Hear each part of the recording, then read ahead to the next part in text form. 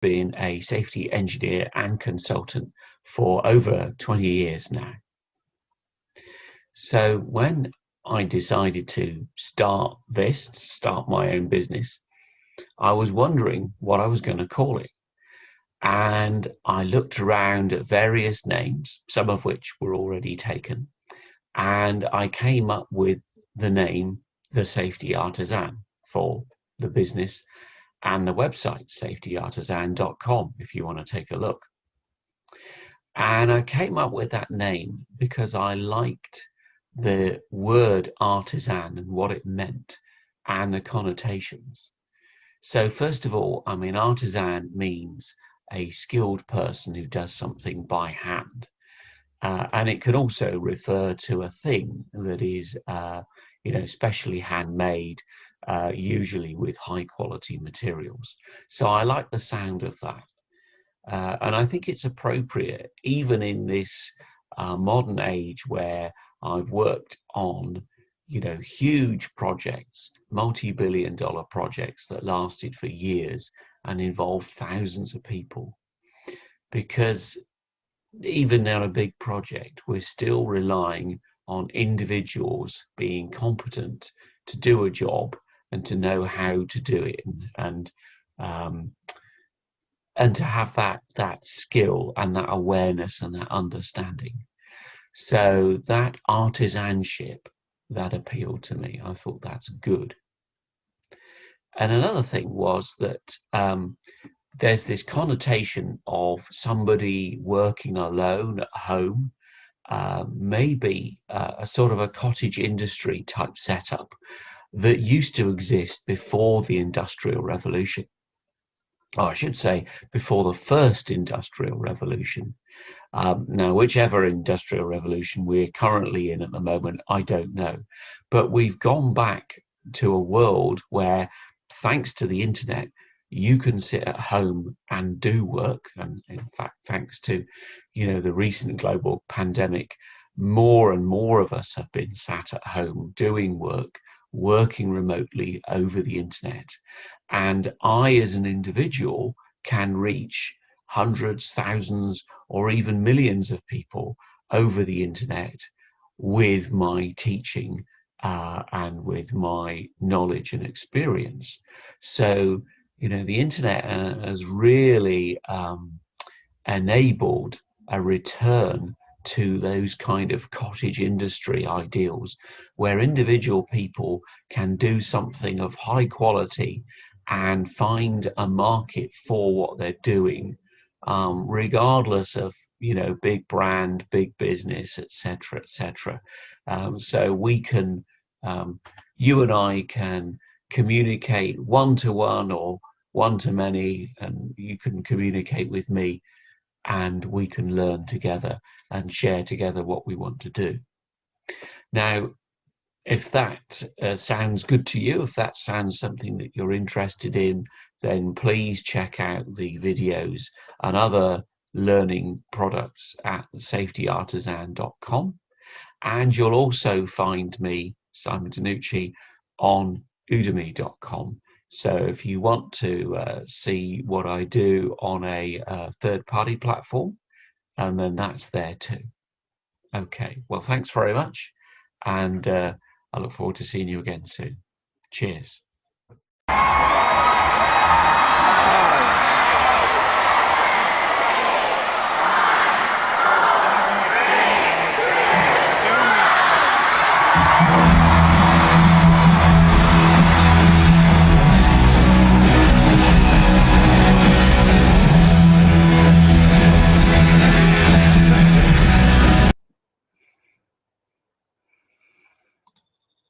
Okay, that's enough of that. Right, let's switch that off. There we go. So hi everyone, and welcome to the Safety Artisan, and in particular to this webinar on how to identify and analyze functional hazards. I'm Simon, and I'm your host. So it's going to sound a bit like a seance, this, because I can't always tell who's listening. So is anybody there? Could you, if you can hear me, can you send me a message in the chat or a direct message just to let me know whether you can hear me okay? I shall wait with bated breath.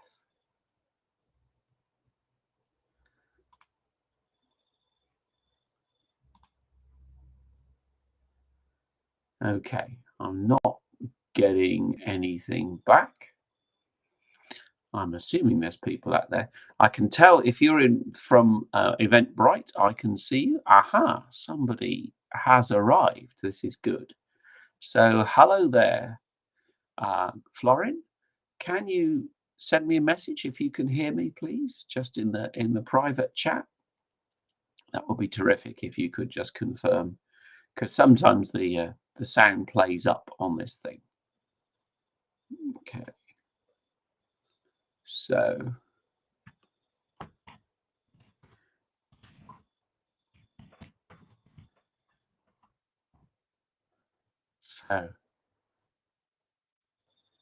brilliant. Thank you very much for that. That's good to know. Right. Well, we will proceed. Let us share the screen.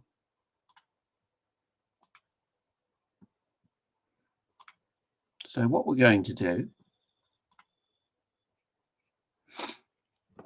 we're going to cover this subject, identify and analyze functional hazards.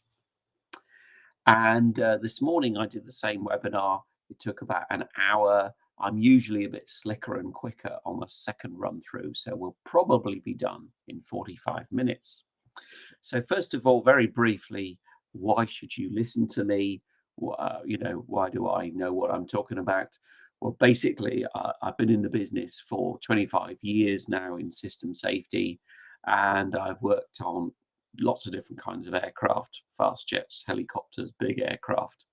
I've worked on ships and submarines, air traffic management system, a little bit on trains and vehicles, but not a huge amount, and lots of systems with software in. Okay, varying from exposure to safety critical flight control systems all the way through to software doing nothing in particular from a safety point of view. And I've worked on some small programs, which are always lovely, to some of the biggest ever, including Eurofighter and the Australian Future Submarine Program, both of which were tens of billions of dollars. Future Submarine actually failed. Okay, so not all of the lessons that I've learned are good ones, but that's to your advantage because you get to learn from the things that I've been through and the mistakes I've made rather than you making the mistakes. And I had a career of about 20 something years in the UK. And then about 10 years ago, I moved to Australia. And I've worked on a lot of US programs and European programs. So I've seen many different ways of doing things. Okay. And then on the teaching and education side, I've had the privilege of teaching hundreds of people face to face, teaching them system safety, and thousands online. And I've also been privileged to present on safety topics at several international conferences. So you can always check that out if you want to. And there's a lot more details about this on LinkedIn. Right, so that's me. So on to the webinar topic. Okay. Now, when I talk about functional hazards, we need to understand what we're talking about. So first of all, there's physical hazards. There's the things that in safety we're probably all used to doing, and in fact in daily life we're used to physical hazards. Okay, so fire, electric shock, people falling over and hurting themselves, getting hit by things, by cars or by falling objects, that kind of stuff. And we're familiar with the idea that there are hazardous chemicals in certain things, and also, there is bacteria and viruses, and if typically if there's a fire, that can generate smoke and toxic gases, or we might have seen people exposed to dangerous gases in their work on the news or whatever. So basically, we're talking about sources of energy and toxicity that can harm people. And I think, we're pretty familiar with that stuff. So physical hazards, we tend to be pretty good at analyzing that stuff.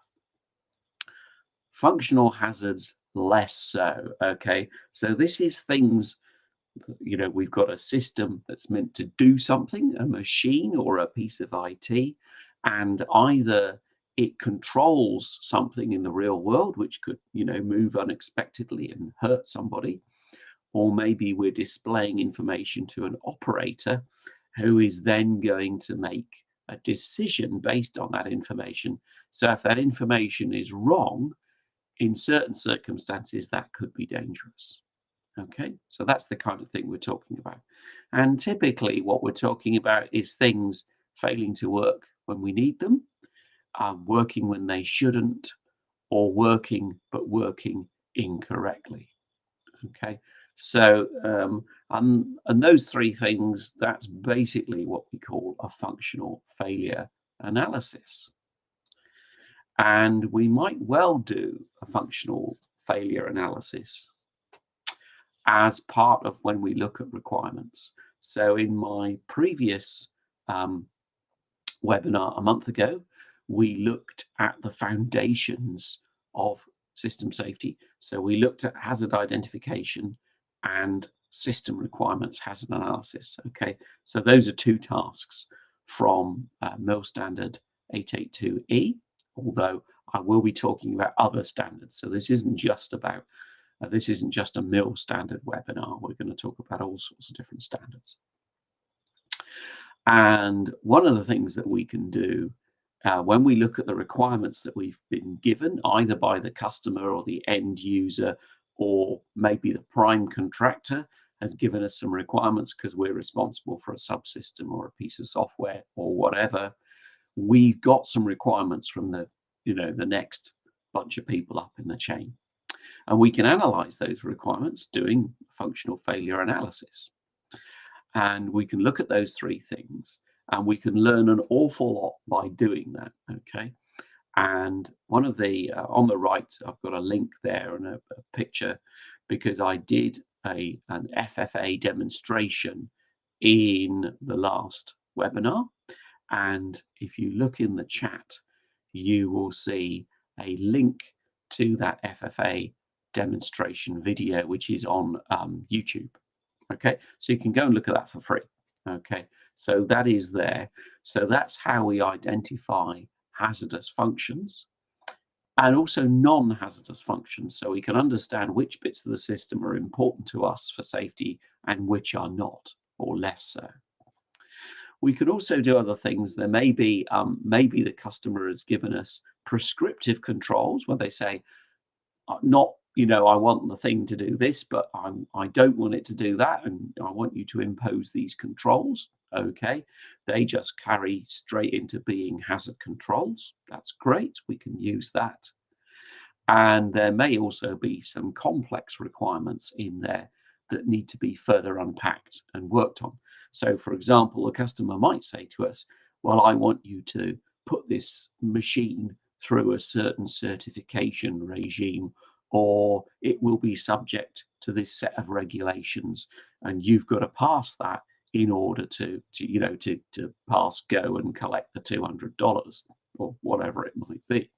So there's an awful lot of good stuff in those requirements, and I talked about that in the previous session, which is also available. So there's a link to the previous session in the chat.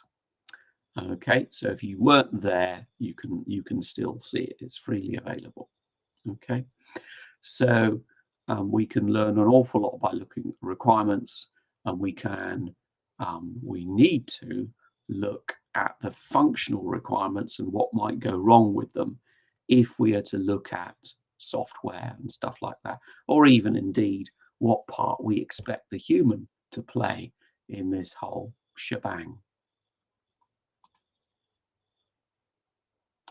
So having done that FFA, or maybe we've used other techniques, okay, which we'll talk about in a moment, but however we've got there, we've Maybe we've allocated some requirements to a system and we've worked out that we're going to have to meet those requirements using some kind of programmable system.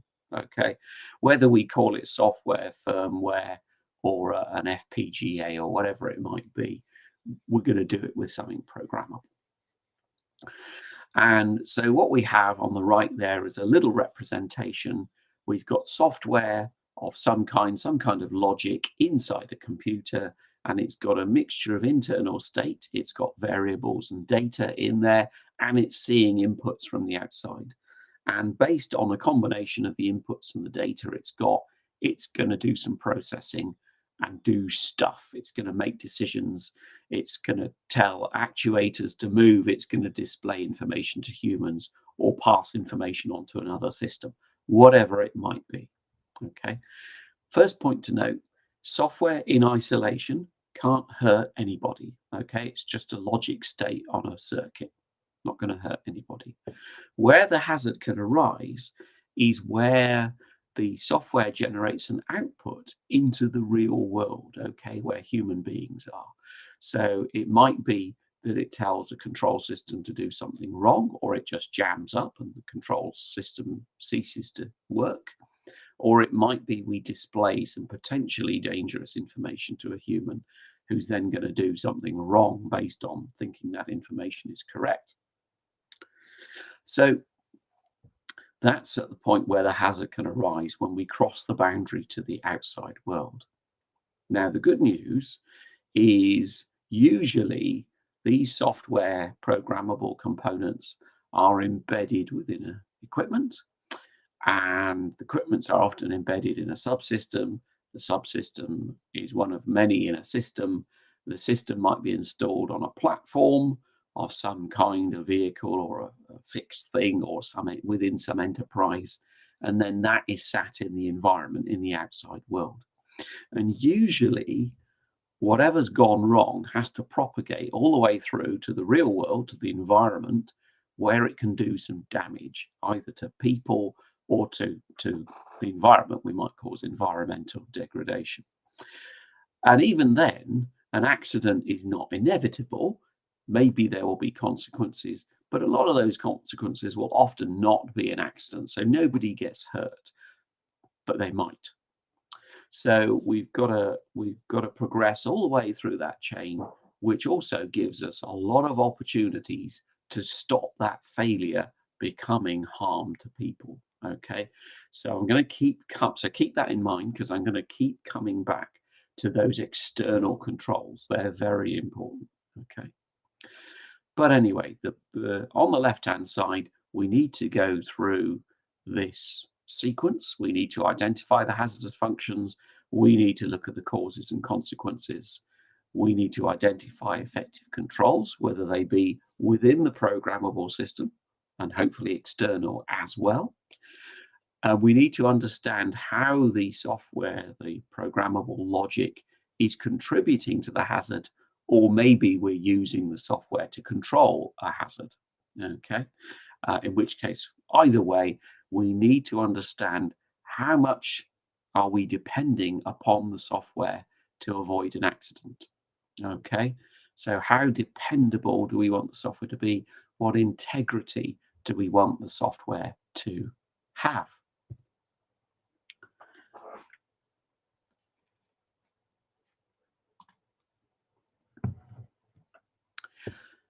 Now, there are different ways that we can do this, okay? So let's start. We'll do the simple one first. We'll look at the fault tree on the right. Let us imagine that, so the top event is there's no light in the room, it's dark, okay? And it could be because all the lights aren't working, or there's no electricity supply to the lights, okay? Or a switch has failed, okay? So 3 basic failure modes. So let's assume that one of these lamps, one of these globes, as we say in Australia, or lights, is software controlled, okay? Which I know it's, we have the Internet of Things these days, so you can have internet connected light bulbs. So this is perfectly feasible. So let's assume then that we've got software controlling lamp number 1, and that could fail. Okay. Now, in this example, lamp number 2 has also got to fail in order for the lights to go out. So we have an independent control there. We've got an independent system that will keep the lights on, quite literally, even if the software fails, provided, of course, we haven't put the same software in lamp 2 as well. Important point, which is sometimes forgotten. So that's one way of doing it, and there will be certain industries. I mean, I'm used to working in the aviation industry. It is typical to see fault trees of hundreds of pages for complex systems where software there are software components embedded in the fault trees, making a contribution to the overall top event, which is usually a hazard, okay, or a major failure mode. So that's one way of doing it. And another way of doing it is we could use the SIL approach or the functional safety approach. So if we're doing functional safety using one of the 61508 family of standards, and there's lots of them, okay, we would be taking the approach on the left. And the functional safety approach is all about failure rates, okay. So we're talking about usually a quantitative or semi-quantitative approach to determine failure. Whereas on the right, we might be taking a purely qualitative approach, okay? Depends on your industry, what the norm is. But on the left, we start with an uncontrolled level of risk, which is up here, which is bad, and we want it to be a tolerable level of risk down below, okay? Now, I'm not going to explain tolerability in this session. I do that in other posts on my website on safetyartisan.com. So go and have a look at tolerability on there. But suffice to say, we've got an uncontrolled level of risk. We've got some external hazard controls, which were on the right-hand side of the blue diagram. Okay, so that gives us some risk reduction, but not enough, okay, in this example. So we start to look at additional protection systems to say, okay, what's going to get me enough risk reduction to get me below a tolerable level of risk? And in this example, SIL 1 system, so that's safety integrity level 1, which is the least performing set of requirements, level of rigor, whatever you want to call it. That's not enough, but a SIL 2 system will get us there. Okay, so typically there will be 4 levels of SIL in a functional safety system. Usually 1 is the least effective and 4 is the most effective. And then we might actually also have SIL 0 in some schemes, which is no safety effect whatsoever. So don't rely on this thing for safety at all. But in this example, SIL 2 delivers us enough risk reduction, so that is the one that we would have at least one SIL 2 system. Okay, architecture discussions come thereafter, and this helps us decide on what architecture we need. So there's lots of different ways of doing it depending on which standard you are using. Okay, that's the takeaway message. Okay. So now I'm going to talk about software control categories.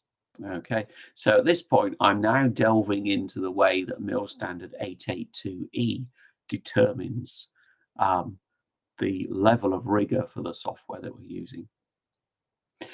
And the first thing we have to do, and this is the most difficult thing, so I'll spend more time on this than the others, is we have to determine what's called the software control category, or the SCC. Okay, and there are 5 of these. So at the top, in this scheme, number 1 is the toughest to achieve, and that's autonomy. Okay, so the software is in total control, and there isn't time to save the day if the software fails. So maybe something like a flight control system on an unstable aircraft. Okay, we are totally reliant on the software. There's no other way of controlling this thing. Okay, at the other end of the scale, down at number 5, we've got no safety impact, which is pretty self-explanatory. So those are easy to determine. They're black and white. The three in the middle are a bit tougher. So let's look at them one at a time, starting with semi-autonomous. So in semi-autonomous, we have the software-based system is either controlling something or it's providing information to a human operator, which will get used to make safety-related decisions. Okay. However, if the software goes wrong, there is time for outside intervention, but we need a human or we need an independent system to notice that the software has gone wrong, intervene and save the day. Okay, so we're placing quite a lot of reliance on the software. Okay, so the normal mode is that the software is in charge on its own. Then number three, we've got redundant fault tolerant. Okay, so we've got software control or software provided safety related information, but we also have multiple independent controls, okay, that are also contributing to the picture. So the software is still in there, but it's not on its own, and there are other things that are automatically looking after us. Okay, and those might be, those might be hardware interlocks and watchdog timers or what have you. Okay, and then in number four, we've got influential. Okay, where the software is doing something, controlling or providing information, but we don't need an operator to jump in order to save the day for whatever reason. So maybe the software is controlling something that's safety related, but maybe if the software fails or goes doolally, it'll just go hard over to its end stops and nothing else happens. We don't get an accident necessarily. It's not a desirable outcome, but we're not going to hurt anybody. Okay, so so it's generating information the operator will use, but it's we don't need the operator to save the day. Okay, so there's your 5 different levels of SCC. Okay, so that's the difficult bit. Once we've determined that, we also need to look at the severity. So we look at the accident that the software is associated with. Either the software is contributing to the hazard that could lead to an accident, or it's a control, let's say. And so what's the severity category of that accident? Everything from catastrophic is we've killed at least one person. Critical is we've severely injured one person at least. Marginal is an injury, a major injury, and negligible is a cuts and bruises or next to nothing.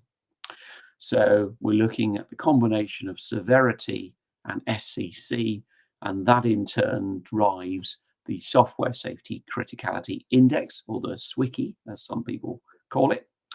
And again, as you can see, SWCI 1 is the most demanding, and SWCI 5 is the least. So basically, SWCI 5 is we're not relying on this software for safety at all. Okay, and notice that in this standard, probability of the accident is not considered at all. Okay, so in worst case scenario, we're just assuming that the accident will happen at some point.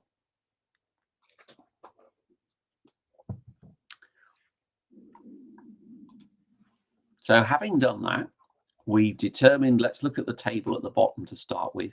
We've determined our SWCI, and basically SWCI number 5, once we've assessed it as not being safety related, then we don't have any specific requirements for the software development. At the other end, SWCI number 1, we're going to throw pretty much everything at it. Okay, we're going to analyze the requirements, the architecture, the design, the code. So MIL Standard 882 is big on analyzing everything to identify hazards and contributions to hazards, which can lead to problems. But anyway, it's good in the sense that it requires you to analyze contributions to hazards at all levels. And then we're going to do lots and lots of safety specific testing. Okay, and given that this is an American standard of some years old, I think 2012 was the last time it was updated. So older American standards especially tend to emphasize testing above all else. Okay, whereas more modern standards take a more nuanced approach. So that's the 882 approach. Okay, so we've got different levels of rigor. The more reliance we place on the software, the tougher the development process must be to give us confidence. And there are other standards that don't talk about level of rigor. They talk about SILs, safety integrity levels. So that's MISRA, that's the motor industry software requirements and analysis standard. I never remember what MISRA stands for. Motor industry. 61508 family, so functional safety. One of the 61508 family is ISO 26262, which is the automotive version, and they use automotive SILs, which are slightly different to everybody else's SILs. And then the civil aviation software development standard is DO178, and C is the latest. Is it C or D? Anyway, DO178, and they use development assurance levels. But it's basically all kind of the same thing. Okay, we're talking about how much rigor do you insist on your software development. Now, I'm not going to explain that any further. I do have a principles of safe software design course on Udemy, which you can go and look at. So there's a short version of the course, which is cheaper.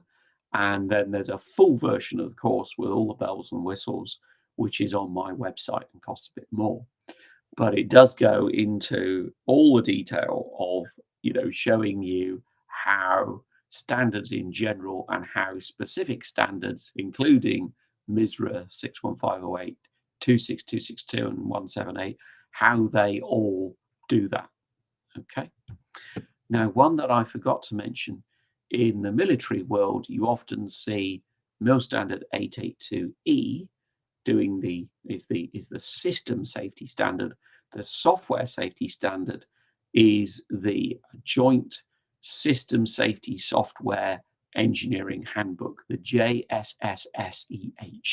Okay, bit of a mouthful, but that's a freely available standard, which a lot of people who develop stuff for the military will be familiar with defense. So it's another standard, not so well known, but it is freely available, and there's guides out there on how to do it. So, although I have to say I've worked on a lot of military programs, and I've actually never seen the JSSSEH used. It's always been a civilian standard. Anyway, but that's by the by.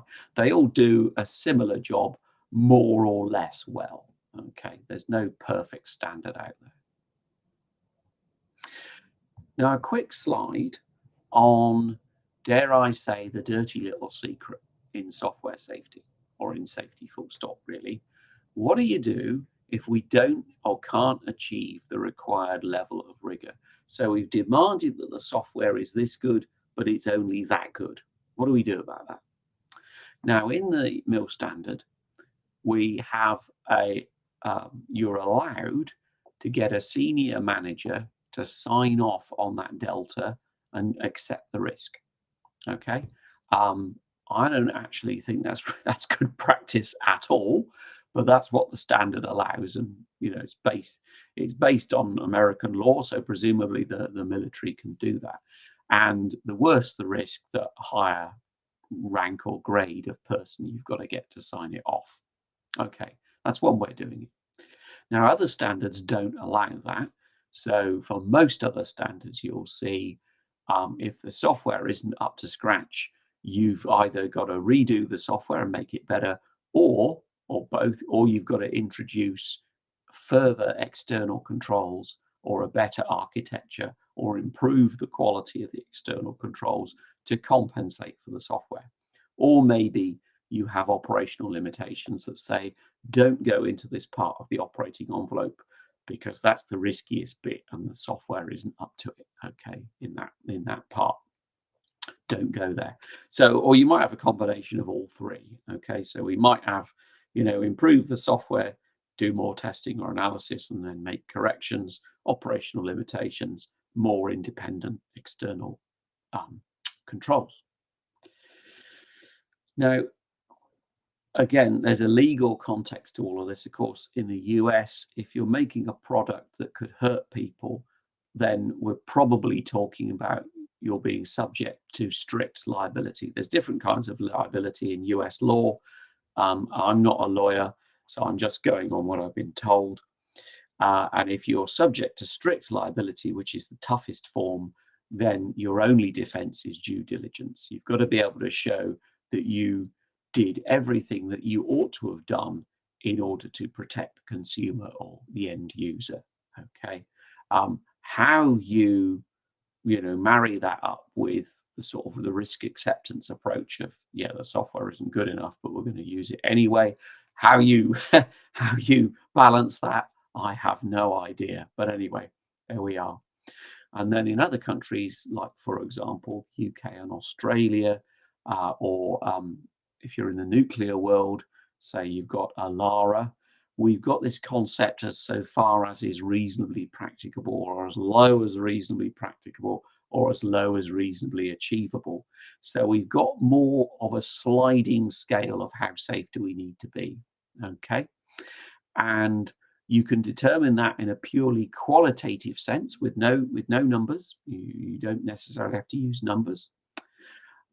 Or if you're using tolerability, okay, and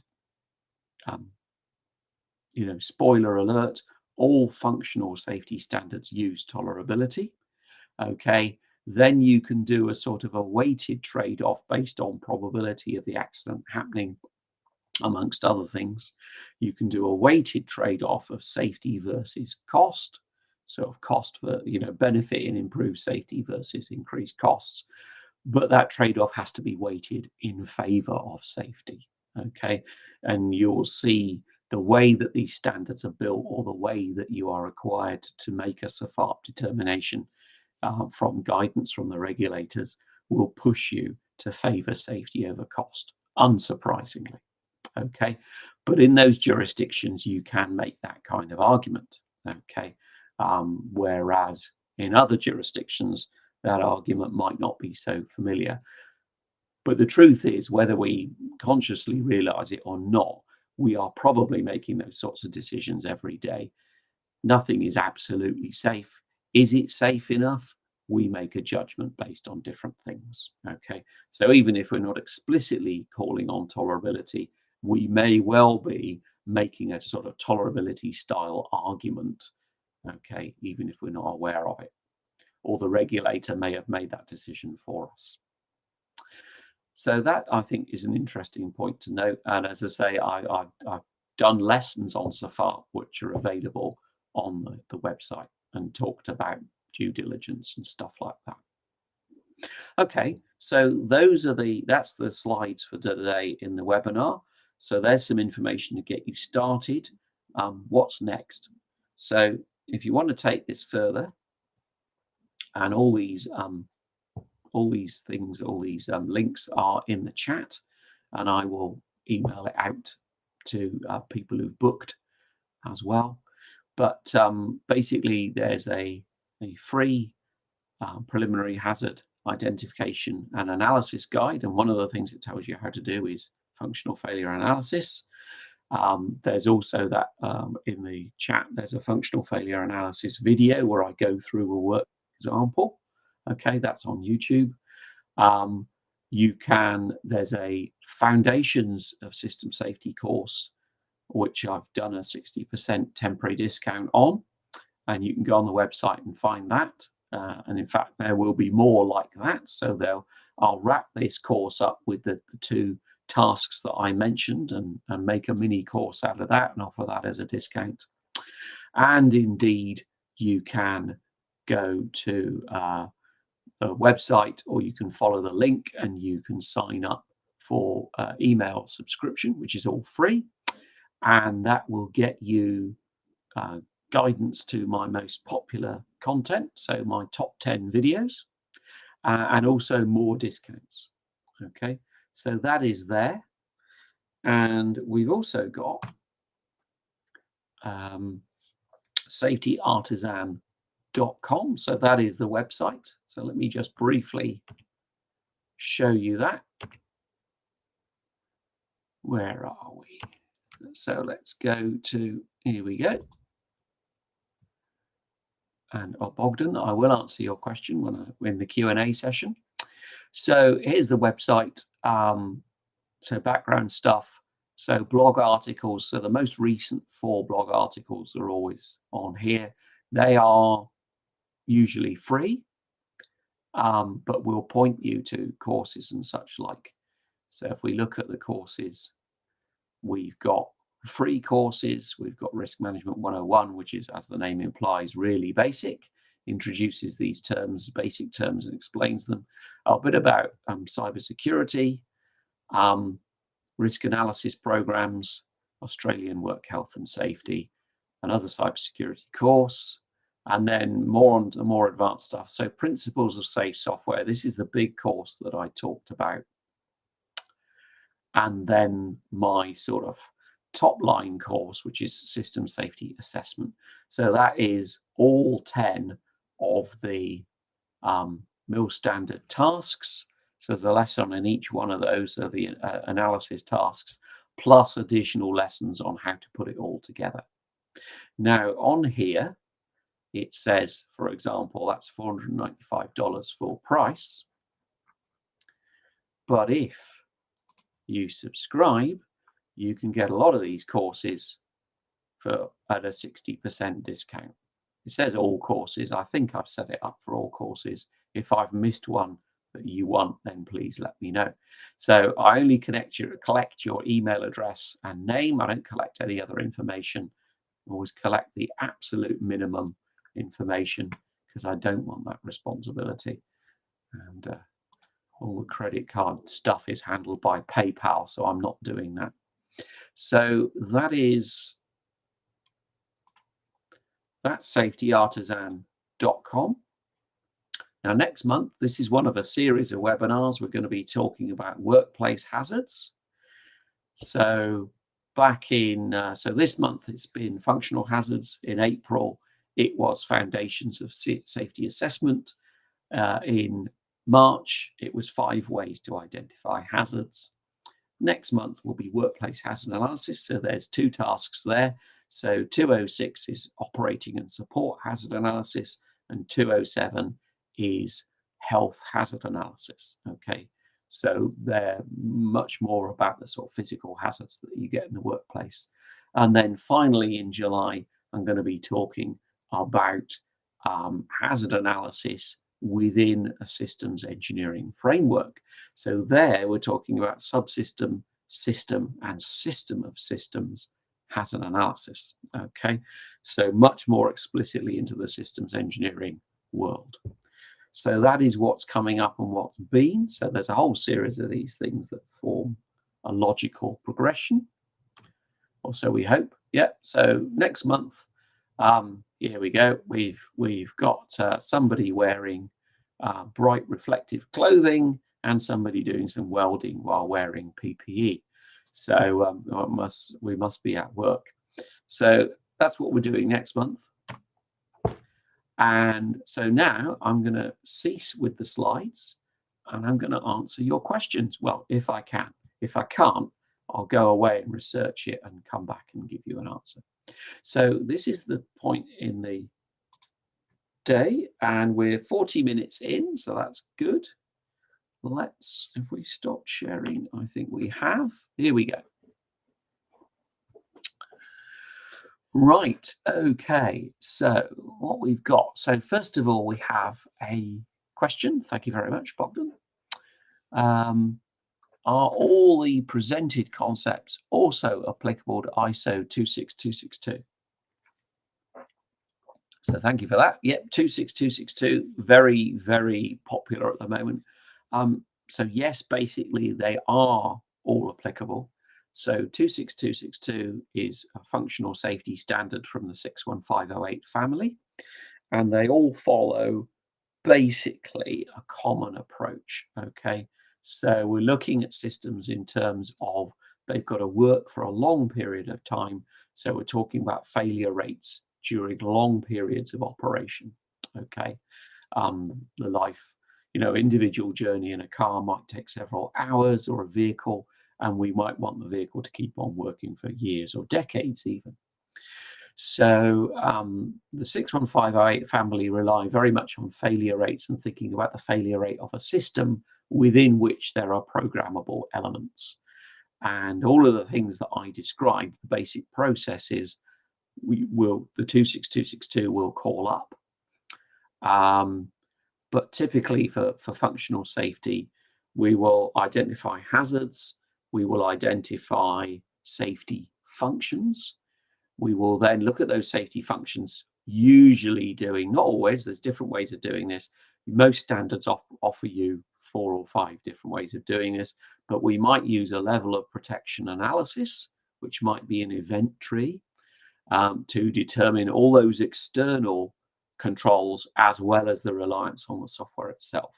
So we will look at, if the hazard occurs, what levels of protection do we have to stop us getting to an accident? Yes, okay, we can decompose the sills, and indeed, yes, you can have, with your architecture, you can have a top level sill, and then you can apply an architecture to break it down. So instead of one sill 3 system, I'm going to, let's say, have 3 independent sill 2 systems with a more reliable voting thing to pick 2 out of 3. I mean, you can do that in any standard, to be honest. Most standards have rules for doing that. The 61508 family are more sophisticated in that respect than most, but most standards will allow you to do that kind of decomposition.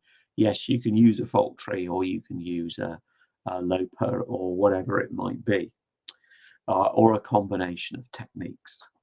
So hopefully that's helped you, Bogdan. It's worth mentioning, the thing that is different about 26262 is they use ASILs. So the ASIL introduces the idea not only of severity and software control, but also recoverability. Okay, so if it goes wrong, can the human in the loop, usually a driver, but I don't know, might be a remote control operator, I don't know, can they recover the situation? Can they take control quick enough and prevent an accident? So 26262 has that additional consideration when determining the sill that other sills do not have. Sorry, it sounds like an advert for beer, but it's not. It reaches the parts that other functional safety standards do not. Yes, I do mean controllability, I'm sorry. But in reality, I suppose, if we've had the failure, we are talking about recovering control. But yes, the term is controllability. Thank you, Bogdan.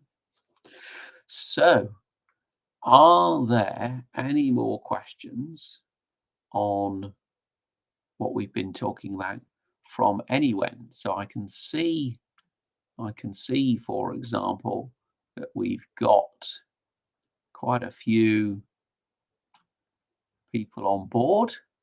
So am I planning to do a series on 26262? Probably not, Bogdan. Yes, yeah, it is very popular at the moment. Possibly not, because I've never actually had to use 26262 in anger. Okay, I have used the Senelec versions, so that's the rail versions of 61508. I have used 61511, which is a safety instrumented systems. So that's what you get typically for a SCADA system.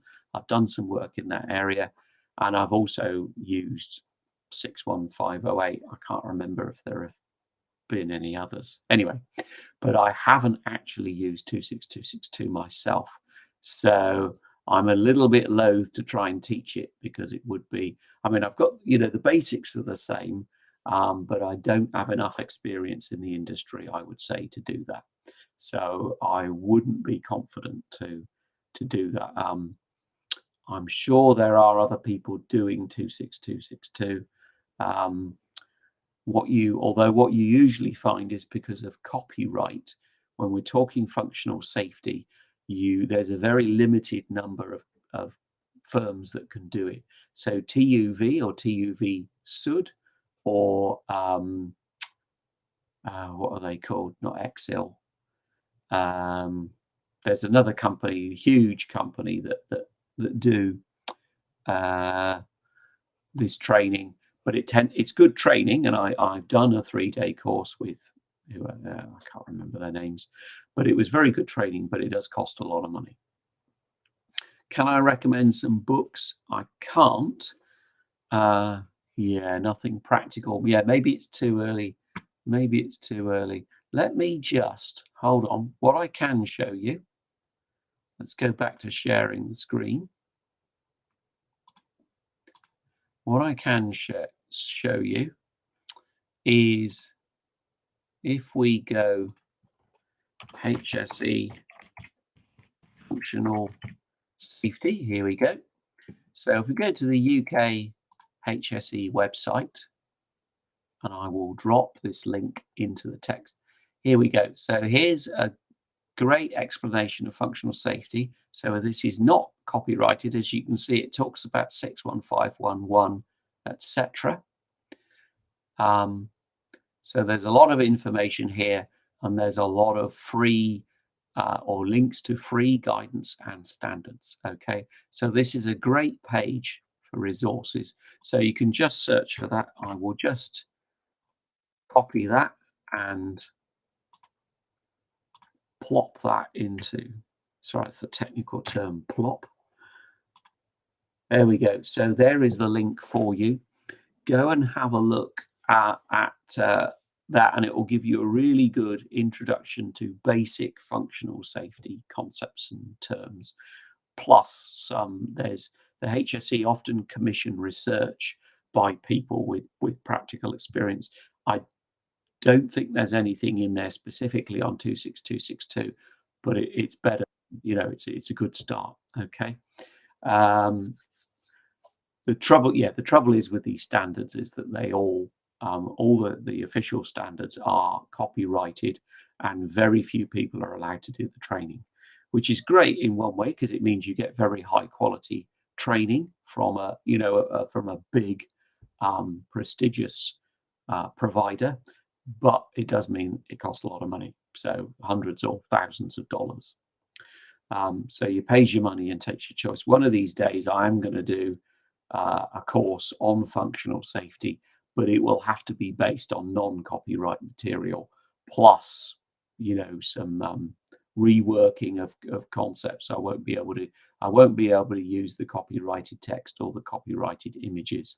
The one I showed you earlier is a facsimile that I drew myself. So I think we've done 26262 to death. Have we got any more questions, please?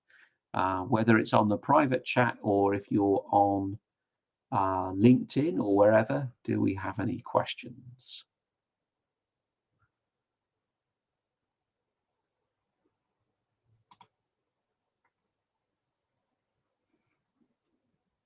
Okay, I'll just give you a minute to think about it.